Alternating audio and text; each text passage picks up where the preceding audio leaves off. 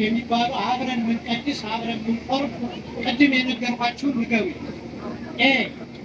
አንድ ሀገር ጥሩ አቤት ህንድ፣ ሁለተኛ ሶሪያ፣ ግብፅ፣ ሶስተኛ ሶሪያ፣ አራተኛ ህንድ፣ አርመን ወይም አርማንያ። የሚገርማችሁ 98% ኦርቶዶክስ አርመን እስካሁን የቅድስት አርሴማ ሀገር እያለች ነው። ሌላ ደግሞ ግብፅና ኢትዮጵያ ስድስተኛ ሀገር ተገንጥለዋል። ማናት? ኤርትራ። በእምነት አንድ ነው። ደንበርን ነው ሄደ። የመሬት ጂኦግራፊካሊ ነው የተለያየ። በክርስቶስ እንትንን አንድ ነው። ወልድ ዋህድ ብለን ነው የሚቀደስ እሱ ነው። እሱ ካል መቼ ነው ኦርቶዶክስ ተዋህዶ እየተባለ ስም የተወጣጣ? መቼ ነው? አመት ንገሩ። ወደዚህኛው በዓለም ደረጃ ለቤተ ጥያቄ ኦርቶዶክስ የሚለው ስም መቼ ነው የመጣ? 400 ጎበዞች እግዚአብሔር ይስጥልን። መቼ ነው ኦርቶዶክስ ካቶሊክ እገሌ እየተባለ ስም መወጣጣት የተጀመረው? በ400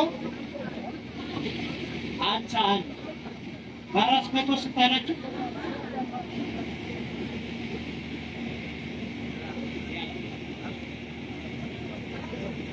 እንዴት ለምን ሲባል አሁን ፕሮቴስታንት የሚያመጡትን ጥያቄ ትሰማላችሁ። እኔ ስም ኦርቶዶክስ መባል አያድንም ይላል፣ ካቶሊክ መባል አያድንም፣ ፕሮቴስታንት መባል አያድንም ይሏቸዋል። አዎ ስሙ አያድንም ካልሰራበት። ያድነው ተግባር ነው። ያድነው ከእግዚአብሔር ጋር መሆን ነው።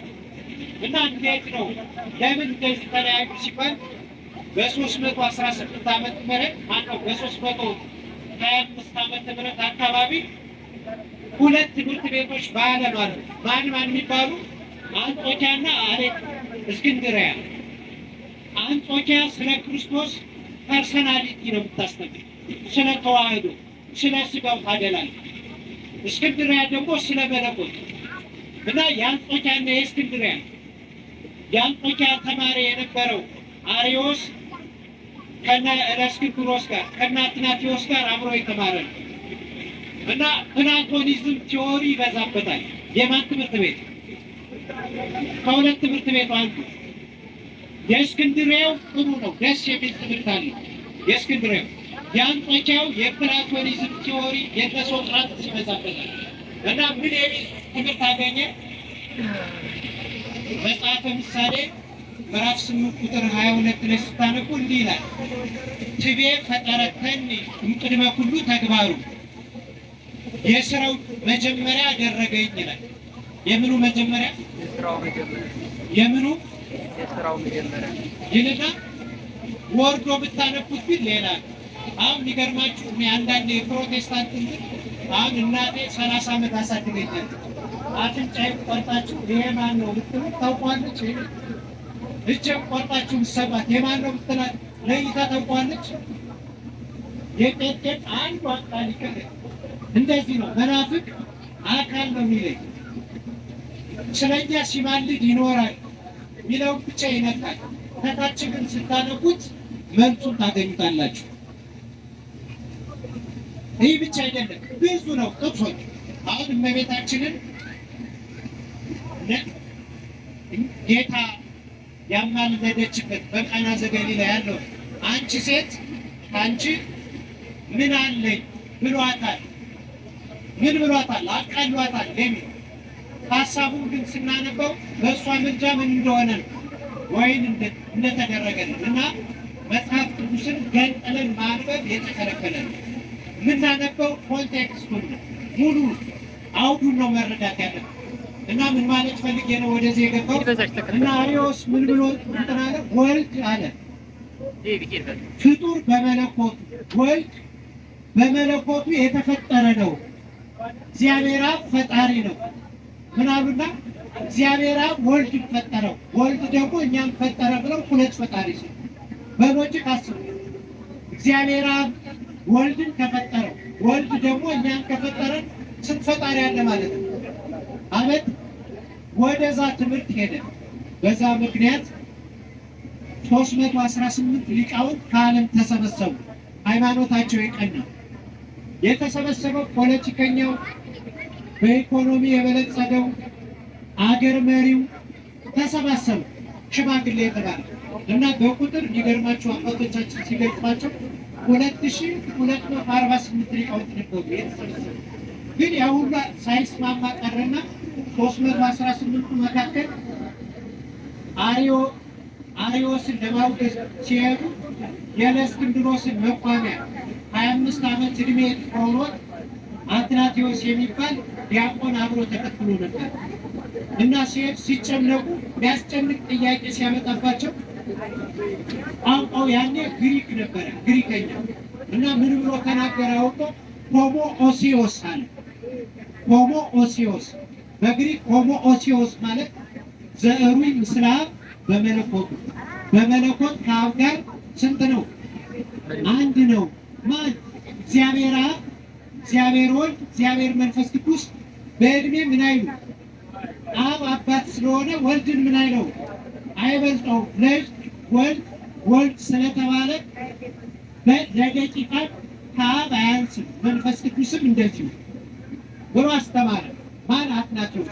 ሆሞ ኦሲዮስ ቃሉ የሚገርማችሁ ሪያው ቀጥታ ከመሰረቱ እንድንማረው ብዬ ሆሞ ኦሲዮስ አለ እና በዚህ ምክንያት ቤተ ክርስቲያን ከሁለት ተከፈለች። አንዱ ቤተ ክርስቲያን ምን ሆነ? ኦርቶዶክሳዊ፣ ሌላው አርዮሳዊ ተብሎ ተከፋፈለ። ከዚህ በኋላ በ381 ሌላ መናፍቅ ተነሳ። ማን ይባል? መቅዶኒዎስ የሚባል መናፍቅ ተነሳ። ምን የሚል? አርዮስ ተሳስተሃል አለ። እግዚአብሔር አብ ማነው? እግዚአብሔር ወልድ እንደ አብ እኩል ነው፣ አምላክ ነው። መንፈስ ቅዱስ ግን አካል ስለሌለው የተፈጠረ ነው አለ።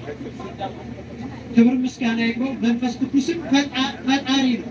መጽሐፈ ኢዮብ ስታነቡ ምዕራፍ 5 ላይ መንፈስ ቅዱስ ፈጠረኝ ይላል። ማን ፈጠረኝ? ማን?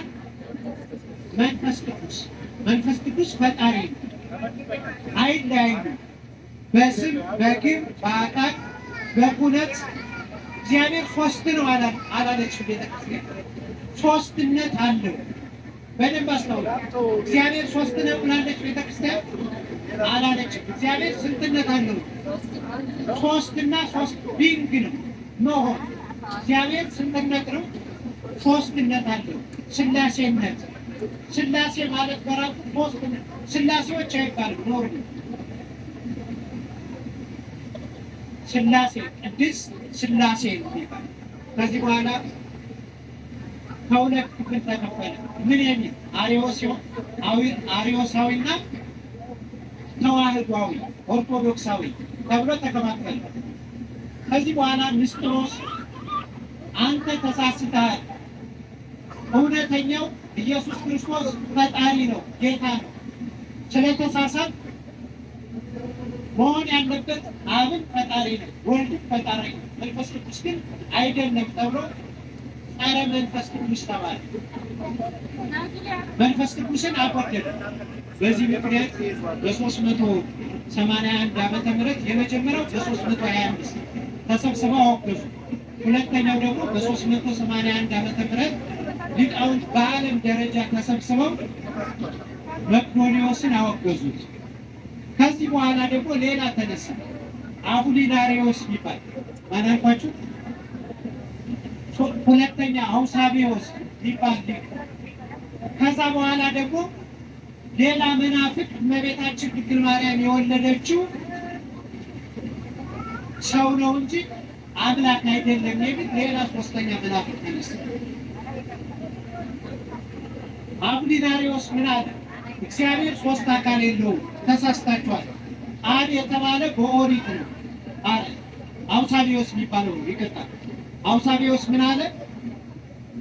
አንዱ እግዚአብሔር በዘመን ስም ወጣለት እንጂ እግዚአብሔር አንድ ነው። እኛም እግዚአብሔር አንድ ነው፣ ግን ስንትነት አለው? ሶስትነት አለው። እና አውሳቢዎስ በኦሪት እግዚአብሔር አብን አብ አሉት። በአዲስ ኪዳን ደግሞ ስጋ ሲለብስ ምን አሉ? ወልድ አሉት። በቤተ ክርስቲያን ደግሞ መንፈስ ቅዱስ አሉ ብሎ ሌላ ክደት አመጣ። ከዚህ ጋር ተያይዞ ደግሞ ምን የሚል አወጣ? አቡሊናሪዎስ የሚባለው ልክ ይህ ትምህርት ደገፈ። እንደዚህ አሁን እንደጠራ ሌላው መቅዶኒዎስ አሁንም አላረፈም። የራሱን ትምህርት አሪዎስ ተነሳ፣ መቅዶኒዎስ ተነሳ። ከዛ በኋላ ደግሞ ሶስተኛው መናፍቅ የቁስጥንጥንያ ሊቀ ጳጳስ ሆነ። ፓትርያርክ ሆነ። ማርያም የወለደችው ይእዜ ትሰመይ ወላዲተ ሰብእ፣ እሷ የወለደችው ወላዲተ አምላክ አትባልም፣ ወላዲተ ሰብእ ነው። እና ቋንቋው ግሪክ ስለነበረ ቋንቋው ሺዝ አንትሮፖቶፖስ አለ። አንትሮፖሎጂ የሚባለው ካላችሁ ስነ ሰብ ማለት ነው። እሷ ምንድን ናት አለ? ሰውን የወለደች ሲባል ቅዱስ ቄርሎስ ተነሳና እንዲህ አለ፣ እመቤታችን ድንግል ማርያም የወለደችው ሰው አይደለም። ሰው ከወለደች መልስልኝ አለ። ተቀበላለሁ። ጥያቄና መልስ። እሺ ምኑን ልቀበላለሁ? ሰርግ ቤት የተጠራው ጌታ ኢየሱስ ክርስቶስ ሰርግ ቤት ተጠርቷል። የተጠራው ሰው ነው ወይስ የእግዚአብሔር ልጅ ነው? ንገረኛ። ሰው ነው አለ። ሰው ከሆነማ እንዴት ውሃውን ወደ ወይን ቀየረ? መልስልኝ ሲለው ይመልሰዋል። ምክንያቱም ሰዎችማ ምን ብለዋል? ሐዋርያትም አልቻሉም። እመቤታችንም ሰው ስለሆነች ወደ ወይን መቀየር አልቻለች። እነ ቅዱስ ጴጥሮስ ነበሩ፣ እነ ያዕቆብ ነበሩ። እነሱም አልተሰጣቸውም፣ ለጊዜው መቀየር አልቻሉም። የቀየረው ማን ብቻ ነው? ኢየሱስ ክርስቶስ ፈጣሪ ስለሆነ ምን አለ? አልባረከም፣ አላለቀሰም፣ አልጸለየም። ምኑ በሉ አለ? ቅዱ አለ። ሲቀምሱት ምን ሆነ? የሚጣፍጥ ከመጀመሪያው ይልቅ የጣፈጠ ያማረ የወይን ጠጅ ሆነ። ክብር ምስጋና ለመድኃኒዓለም ይሁን። ስለዚህ ፈጣሪ ነው አለ። እንደዚህም ብቻ አይደለም፣ በል ተጠየቅ አለ። ሊቀ ጳጳሱ ቄርሎስ ነው ጠያቂ። እንደዚህ ከሆነ ጌታ ኢየሱስ ክርስቶስ እንደዚህ ካልከኝማ አባታችን ቅዱስ ዮሐንስ ወንጌል ሲጽፍ ምዕራፍ 9 ላይ ስለ አንድ አይነ ስውር ያለው ስላበራው ይናገራል። እና ኢየሱስ ክርስቶስ እንትባለ ይላል። ማን አለ? ኢየሱስ ክርስቶስ ሰው ስለሆነ ምን አለ? እንትባለ። ጭቃ ለጉሶ የሚገርማችሁ ልሙጥ ግንባር ላይ ነበር። አሁን በእኛ ሀገር ያለ አይነ ስውር ብንላቸው ማየት የተሳናቸው የሚባሉ ቢያንስ ምን አለ? ቢጋው አለ ምስሉ እንጂ ልሙጥ አይተን አናውቅም እስካሁን። ያ ሰውዬ ግን ኤሊዮስ የሚባለው ምንም የለው ደረቅ ግንባር ላይ ነበር። እና ፈጣሪ አዳምን ከጭቃ የሰራሁት እኔ ነኝ ሲል እንትባለና ያይን ምስል ሰራለ።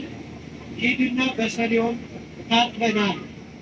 ታጥቦ ሲመጣ እያየ መጣ ይላል። ክብር ምስጋና ለመድኃኒዓለም ይሁን። የሰው ምራቅ ቢሆን ኖሮ የቀባው ምን የሆነው ነበር? ደዌ። አሁን ሰው ጭድ ሲልባችሁ ጨርቅ ነው የሚሆነው። የእግዚአብሔር የኢየሱስ ክርስቶስ ምራቅ ግን ምን የተዋሃደው ነው? መለኮት ምን ያለው የተዋሃደው እግዚአብሔር ነዋ። የእግዚአብሔር ልጅ ነው። ለዚህ እኮ ነው ፕሮቴስታንት ነው ያልገባው። አንዴ ተራበ፣ አንዴ ተጠማ፣ አንዴ ደከመ ሲባል እግራ ይገባል። አሁን ስለ ክርስቶስ ስለ ምልክት መጽሐፍ ቅዱስ የሚናገረው ስለ ሁለቱ ነው። አንዴ ስለ መለኮቱ ይናገራል መጽሐፍ ቅዱስ፣ አንድ ጊዜ ደግሞ ስለ ስጋ። አሁን የማቴዎስ የዮሐንስ ወንጌል ምዕራፍ 4 ላይ ስታነቡ ወደ ኪኖ ኢየሱስ ክርስቶስ በአዊረ ፍኖት ነበረ እየ ጌታችን ኢየሱስ ክርስቶስ ወደ ሰማርያ የአንዲት ሴት በሽታ ሊፈታላት ባል እያገባች መሞት፣ ስታገባ መሞት እና ሰው ቀላት። እች ገፊ፣ እች ገዳይ ስንቱን ገደለችው እያለ ውሃ ስቀዳ ቀትር ላይ ነው የምትቀዳ ሁልጊዜ ሰው በሌለበት ሰዓት። እናንተ አይገባችሁም ቧንቧ ላይ ስለሆናቸው። የገጠር ሰው ግን ስንት ኪሎ ሜትር ተጉዞ በብዙ ርቀት 1 ሰዓት ተጉዞ የሚቀዷሉ። 1 ሰዓት እንደዛ የሚቀዱ ስላሉ ይገባቸዋል። እና ያቺ ሴት ተደብቃ ጉድጓድ ላይ ነው የሚቀደል። ሰው በማይኖርበት ሊቀዳ ስትሄድ ክርስቶስ ደክሞት ቀጥሩ ላይ ቁጭ ብሏል። ድካሙ ግን የእሷን እንዲፈውሳት አንቺ ሴት ውሃ ጠጭኝ አላት። እንዴ አንተ ሳምራዊ ስትሆን እንዴት አይሁዳዊ ስትሆን እንዴት እኔን ሳምራዊቷን ትለምነኛለህ? አይ ውሃ የሚለምንሽን ብታውቂው ኖሮ ማን እንደሆነ ብታውቂው ነበር ኖሮ ስንት ነገር በጠየቅሽው ነበር አለና 5 ባሎች አልነበሩሽም? አሁን ያለው አንዱን ባሏን ማለት ነው እንዳይሞትባት ደብቀዋለች። አስማንዲዎስ የሚባል በጭኑ አድሮ አብሮ ሲተኛ ያልቅባት ነበር ሱሰይት። ከዛ በኋላ ህይወቷን ሁሉ ነገራት፣ ፈወሳት እሷን። እና ጌታ ኢየሱስ ክርስቶስ ምን ይላል? ደክሞ ኢየሱስ ክርስቶስ ምን ብሎ አልኳችሁ? አራት ፈሩ ዮሐንስ ያላፈረውን ምን ብሎ በምኑ ስጋ በለበሰው ስጋ ተናገሩ። በለበሰው ስጋ ክርስቶስ በለበሰው ስጋ ምን ብሏል? ደክሟል። ክርስቶስ በለበሰው ስጋ ምን ብሏል? ታሟል። ክርስቶስ በለበሰው ስጋ ተደብድቧል። አምላክ ግን መደብደብ አይችልም። እንኳን አምላክም ኦክስጅንን እስኪ በጥፊ ልቱ እጨብጠዋለሁ አልችልም፣ ምክንያቱም መለኮት ነዋል። ነገር ግን በለበሰው ደክሟል። የማቴዎስ ወንጌል ደግሞ ምዕራፍ 9 ስታነቡ እንዲህ ይላል፣ አንትሙ ክቡዳን ወስሩዓን፣ እናንተ ሸክማችሁ የከበደ ንዑ አሳርፈክሙ፣ አሳርፋችሁ ዘንድ ወደ እኔ ኑ ይላል። ይህኛው የተነገረው ስለምንድን ነው ሲባል ስለ መለኮት አምላክ ስለሆነ ስለመሆኑ የተናገረው ኃይለ ቃል ነው። ስለ አምላክነቱ ደከመ ሲባል ደግሞ የተነገረው ስለምንድን ነው? ላጠይቆ ትስፈይት ይባላል። ፍጹም ሰው መሆኑን ለማስረዳት። ስለዚህ ጌታችን ኢየሱስ ክርስቶስ ሁለት ተዋሃደ ስንል ከሁለት አካል ስንት አካል ሆነ? አንድ አካል። ከሁለት ባህሪ አንድ ባህሪ። ሁለት አካላት ነበሩ፣ ማይጨበጡ፣ ማይዳሰሰው፣ ማይሞተው፣ ማያንቀላፈው። በዚህ ደግሞ የሚያንቀላፈው እንደኛ ቢደክመው፣ ቢራበው፣ ቢጠመው፣ ቢታመመ ነበረ። ሁለቱ ከማን ማህፀን ተገናኙ? በድንግል ማህፀን ተዋሃደ። ከዛ በኋላ የማይደክመው የሚደክመው፣ የማይራበው የሚራበው፣ የማይጠማው የሚጠማውን ሲዋሃድ አንድ ነው የሆነው። ከዚህ በላይ መለኮት ነው፣ ከዚህ በታች ስጋ ነው አይባልም። ከዛ በኋላ ስሙን ማን አለው? እግዚአብሔር ቃል የሚባለውን ኢየሱስ ማን አለው? አማኑኤል። ሌላውን ደግሞ ማን አለው? መድኃኒዓለም። ስጋ የለበሰውን ማን አለው? ክርስቶስ። አሁን አብን ክርስቶስ አንለው፣ ለይተን ማወቅ ያስፈልጋል። አብን ማን አንለው? ክርስቶስ አይባልም። ስጋ የለበሰውን ግን ማን ብለነዋል? ክርስቶስ። ቅቡ የተቀባ መሲህ ትለዋለች ቤተክርስቲያን። አማኑኤል ከስጋችን ስጋ ከነፍሳችን ነፍስ የነሳ አምላክ ትለዋለች ቤተክርስቲያን። እንዴት? ከስጋችን ስጋ ከሁለት አካል አንድ አካል፣ ከሁለት ባህሪ አንድ ባህሪ ሆኗል። ለዚህ ነው ቅዱስ ቄርሎስ የሚባሉ በሃይማኖት አበው ወንቲያሁ ለስጋ ሆነ ለቃል፣ ወንቲያሁ ለቃል ሆነ ለስጋ ይላል። ለስጋ የሆነ ባህሪ ሁሉ ለማን ሆነለት? ለመለኮት። ለመለኮት የሆነለት የነበረው ባህሪ ለማን ሆነ? ለስጋ። አሁን ጌታ ኢየሱስ ክርስቶስ ስጋ ከለበሰ በኋላ ሲነሳ በዝግ ቤት ገብቷል። ማንኛውም ሰው ተራ ሰው የሚባለው በተዘጋ ቤት መግባት ይችላል? አይችልም። ግን የመለኮት ባህሪ ስለሆነ በተዘጋ ለጴጥሮስ ቤተክርስቲያን ትንሿ ቤተክርስቲያን እንደተሰበሰበች በዛ በማርያም ቤት እያሉ አይዟችሁ፣ አትፍሩ፣ ሰላም ለእናንተ ይሁን፣ አስታረቋችሁ ብሎ በዝግ ቤት ገቧል። ለምን እንዴት ገባ ሲባል የስጋ ባህሪ የመለኮት ባህሪ ለስጋ ስለሆነለት ብላ ቤተክርስቲያን ትመልሳለች። ከዛ በኋላ ወደ ነጥባችን እንምጣ። መቼ ነው ተዋህዶ የሆነ ሲባል ሌሎች አሁን የእነ አርዮስ የእነ መቅዶንዮስ ጉር የሌሎችም የእነ አቡሊናሪዎስ ጉር ሌላ ግሩፕ እየፈጠረ ሲያስቸግር ለኢየሱስ ክርስቶስ ሁለት ባህሪ አለው አለ። ለኢየሱስ ክርስቶስ ሁለት ባህሪ፣ የሥጋ ባህሪ፣ ታመመ፣ ሞተ፣ አንቀላፋ ስንል ይለዩታል። እኛ ግን አንለየው። በባህሪው ደግ እግዚአብሔር አይደፍርም፣ በሥጋ ግን ደክሟል። እግዚአብሔር በባህሪው አይራብም፣ በሥጋ ግን ተርቧል። ይህን እናገራለን። ካቶሊካውያን ግን ምን አመጡ? እግዚአብሔር ለኢየሱስ ክርስቶስ ሁለት ባህሪ አለው። ሁለት ባህሪ አለው። እኛ ከሁለት አካል ስንት አካል ያለ? አንድ አካል። ከሁለት ባህሪ አንድ ባህሪ። እነሱ ግን ሁለት ቅኔ ባህሪ። በግሪክ ቋንቋ ዱዋል ይባላል። ዱዋሊዝም ሁለት ባህሪ አለዋል። ተራበ ሲባል በስጋው ብቻ መለኮት አይፈልግም። ግን ስጋማ መራብ የባህሩ ያስደንቀን እኮ ማን መራቡ? አቤት መለኮት በምን መራቡ ነው ያስደንቀን? ሞተ ምንለው በምኑ ነው? በስጋ። እነሱ አይ ስጋው ብቻ ማለት መለከተው መለኮት እንዲህ እያሉ ለያዩት የእግዚአብሔርን ባህሪ። ኦርቶዶክሳዊ ተዋህዶ ቤተክርስቲያን ግን ለእግዚአብሔር ባህሪ ሁለት ባህሪ የለውም፣ አንድ ባህሪ ነው ብላ ከሁለት አካል አንድ አካል፣ ከሁለት ባህሪ አንድ ባህሪ እና ሊገርማችሁ በ351 ዓመተ ምህረት እየሰማችሁ ነው። በ451 ዓመተ ምህረት ኬልቄዶን የሚባለው ቅድም እህቶች ሲናገሩ እንደነበሩ በኬልቄዶን በሚባል ቦታ የከተማ ስም ነው። ሊቃውንቱ ተሰበሰቡ። መጀመሪያ የተሰበሰቡት ክርስቲያኖች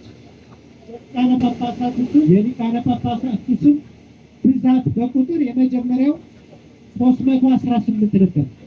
ስንት ነበር አልኳችሁ? 318 ርቱዓነ ሃይማኖት። አንደኛው ያው ጌታችን መድኃኒታችን ኢየሱስ ክርስቶስ አወፈ ሎሙ በአምሳለ ኤጲስቆጶሳት ስለራሱ ባህሪ ሊቀ ጳጳስ መስሎ ይነጋገር ነበር። በአትናቴዎስ አድሮ ይከራከር ነበር ወልደ እግዚአብሔር ኢየሱስ ክርስቶስ እና በዚህ ምክንያት 18ኛው ሊቀ ጳጳስ እሱ ነበረ። ቅዱስ የመጀመሪያው ቆስጠንጢኖስ የሚባለው ሲያከራክራቸው ለእያንዳንዳቸው ምሳ ሲልክ አንድ ምሳ ሳይበላ ይቀራል። ሲመረምሩ ሌላ አካል አለ ማለት ነው። የሚታየው 318 ነው፣ ግን ምግብ አንድ ይመለሳል። ይህ ነገር ምንድን ነው ሲሉ 318ኛው ማን ነበር ማለት ነው? ኢየሱስ ክርስቶስ። እና አባቶቻችን ምን አሉ? አወፈ ሎሙ በአምሳለ ኤጲስቆጶሳት፣ በኤጲስቆጶስ ተመስሎ ስለ ራሱ መድኃኒዓለም ይከራከር ነበረ። ክብር ምስጋና ይግባው። እንዲህ አድርገው ሃይማኖታችን አባቶቻችን አቀኗት ነው። እና በዚህ ሁኔታ 318 ስለነበሩ እጥፍ ሆኑ። እጥፍ ሲሆን 318 ስንት ይሆናል? 636 ሆኖና ስማቸውን ማን ብለው ሰየሙ? ካለብን ነው እባካችሁ 316 ሆኑና አሁን እኛ ዓለም አቀፍ ነን ዩኒቨርሳል ነን ሲሉ ስማቸውን ካቶሊክ አሉ። ካቶሊክ ማለት ምን ማለት መሰላችሁ? ዩኒቨርሳል ማለት ነው። ዩኒቨርሳል ማለት ምንድን ነው? አቤት ኢንተርናሽናል ማለት ዓለም አቀፍ እንተላይለ ኩሉ፣ በግዕዝ እንተላይለ ኩሉ ማለት ነው። ከሁሉ በላይ ዓለም አቀፋዊ ሁላዊት የሚለው ግዕዝ ይገልጸዋል። እና ዩኒቨርሳል ነን ካቶሊክ ነን ብለው ሲፈልጉ ያኔ ቤተክርስቲያን ራሷን ቤተክርስቲያን ምን ብላ ሰየመች? ራሳቸውን ካቶሊክ ሲሉ የእኛ አባቶች ምን ብለው ሰየሙ? ኦርቶዶክስ ብለው ሰየሙ። ተዋህዶ የሚለው ደግሞ ሌላ ከሀገራችን ጋር የተያያዘ ነው። ቅባት፣ ጸጋ፣ ታራ እየተባለ በእነ አልፎንሱ በእነ ፔድሮ ፒያዝ ዘመን የመጣ ጭቅጭቅ ነው። ያኔ ኦርቶዶክስ ተዋህዶ። የሚገርማችሁ ተዋህዶ የሚመስለው የሚለውን ቃል የትኛውም ቋንቋ አይተካውም። በጣም አሁን ሌሎች ዩኒየን ይላሉ። ዩኒየን ተዋህዶን አይተካም ቃሉ። በእንትንም በግሪከኛም በጥንት ቋንቋ የላቲን ቋንቋም አለ በጭራሽ አይተካውም ነው የሚለው። ፈረንጆች ራሱ ተዋህዶ የሚለውን ይጠቀማሉ። ተዋህዶ የሚለውን እና ተዋህዶ የተባለ ሃይማኖታችን ይህ ነው። እንግዲህ ይህ ነበር ሁኔታችን።